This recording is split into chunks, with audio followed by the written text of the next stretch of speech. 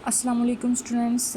आज हम लोग फ़िज़िक्स का चैप्टर नंबर 2 स्टार्ट करेंगे। अब चैप्टर नंबर 2 स्टार्ट करने से पहले मैं आपको ये बता दूं कि आप लोगों ने चैप्टर नंबर 1 में पढ़ा था ब्रांचेस ऑफ फ़िज़िक्स, और उन्हीं ब्रांचेस में आप लोगों ने एक ब्रांच पढ़ी थी मैकेनिक्स। आपको याद होगा मैकेनिक्स। तो उसमें हम लोगों ने क्या पढ़ा था कि मैकेनिक्स जो फ़िज़िक्स की ब्रांच है, mechanics is the branch of physics which deals with the study of motion of an objects, its causes and effects. कि चीज़ें हरकत करती हैं और कैसे कैसे करती हैं, क्यों करती हैं, अगर वो कर लेती हैं तो उसके बाद क्या होता है, वो सारी चीज़ें हम लोग इस जो ब्रांच है ना इसके अंडर स्टडी करते थे। तो इसी ब्रांच की आगे से अपनी एक ब्रांच है, उसको किनेमैटिक्स बोलते हैं। अब चैप्टर नंबर जो 2 आपका बना हुआ है जो कि मैकेनिक्स को ही लिंक कर रहा है, तो ये किनेमैटिक्स के नाम से आपके सामने आ रहा है। और बेटा इस सारे चैप्टर के अंदर हम लोग यही देखेंगे कि चीज़ें मोशन में आती हैं और वो किस किस तरह से आ रही हैं, चीज़ें हरकत करती हैं और किस किस तरह से करती हैं। बस हम लोगों ने ये देखना है इस पूरे चैप्टर के अंदर, ठीक है। ये नहीं जानना कि वो क्यों करती हैं, उनका कॉज क्या हुआ, कि किस वजह से उन्होंने हरकत की है, ये नहीं हमने देखना, ठीक है। तो सबसे पहले हम लोगों ने क्या करना है कि इस चैप्टर का जो नाम आपको सामने नज़र आ रहा है कि ये किनेमैटिक्स नज़र आ रहा है, जो हम लोग इसकी डेफिनेशन बनाएंगे। अब डेफिनेशन बनाने से पहले हम इसका एक लिंक क्रिएट करेंगे कि ये मैकेनिक्स की ब्रांच है जो क्या करती है, जो मोशन की स्टडी को मोशन जो चीज़ें है उसको देखती है, लेकिन उसका कॉज नहीं देखती है कि हरकत क्यों की है, ये नहीं देखना है। तो सबसे पहले हम उसको डिफाइन कर लेंगे कि kinematics is the branch of mechanics which deals with the study of motion of an object. साथ में क्या कहेंगे, without discussing the cause of its motion, यानी कि उसका कॉज नहीं आपने जानना कि उसने हरकत क्यों की है, ये नहीं देखना। बस ये देखेंगे कि चीज़ें हरकत करती हैं और वो किस किस अंदाज में कर रही होती हैं, बस हम लोग ये चीज़ देखेंगे इस पूरे चैप्टर के अंदर। तो सबसे पहले आप लोगों ने इस टर्म की डेफिनेशन करनी है और ये आपको मिलेगी आपके जो पेज का स्टार्ट है, पेज 28 है आई थिंक।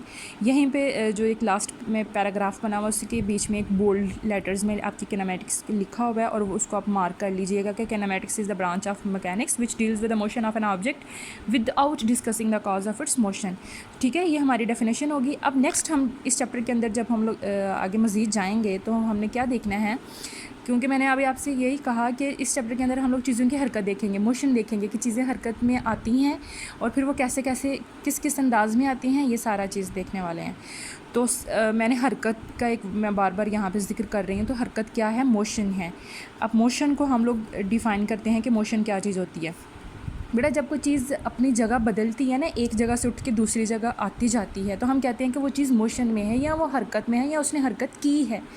अब जब अगर आप क्लास में एक सीट से उठ के दूसरी सीट पे उठ चली जाती हैं तो हम कहेंगे कि आपने मोशन की है या आप मोशन कर रही हैं अगर आप जा रही हैं। तो मोशन को हम लोग डिफ़ाइन भी अभी करेंगे। तो ये अगर पेज 28 के ऊपर आपको किनेमैटिक्स की डेफिनेशन मिलेगी, तो इससे जो नेक्स्ट पेज आ रहा है आपके सामने वो आई थिंक पेज नंबर 29 है और उसके ऊपर आपको स्टार्ट में ही मोशन की डेफिनेशन मिल जाएगी। आपके पिंक बॉक्सेस बने हुए हैं डेफिनेशन टर्म्स के, तो वो आप लोगों ने वो अच्छे तरीके से लर्न कर लेने हैं। अब मोशन को हम लोग डिफ़ाइन कैसे करेंगे, हम मोशन में कहेंगे कि कोई भी चीज़ मोशन में तब होती है जब वो अपनी जगह एक जगह से दूसरी जगह जो है वो चेंज करती है, आती जाती है, ठीक है, अपनी पोजीशन चेंज करती है। तो मोशन को डिफाइन में कैसे करेंगे कि a body is said to be in motion if it change its position from one point to another, ठीक है, with respect to its surrounding. इर्द गिर्द के लिहाज से जब वो अपनी जगह बदलती है ना, अपनी पोजीशन चेंज करती है, एक जगह से उठ के दूसरी जगह आती जाती है, तो हम कहते हैं कि वो मोशन में है, ठीक है, वो हरकत में है। अब हरकत में है तो हमें पता चल गया, लेकिन अगर कोई चीज़ हरकत में नहीं है तो उसका क्या मतलब है कि वो रेस्ट पे है, वो अपनी पोजीशन चेंज नहीं कर रही है, वो बस एक ही जगह पे अटक के बैठ चुकी है। तो मोशन का बिल्कुल ही जो ऑपोजिट है वो क्या है, रेस्ट।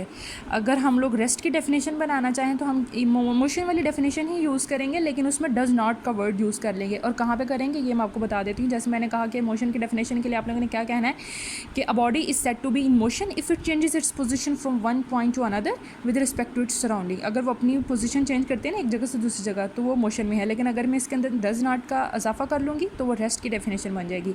तो रेस्ट की डेफिनेशन हम लोग कैसे बनाएंगे, A body is said to be at rest if it does not change its position from one point to another with respect to its surrounding.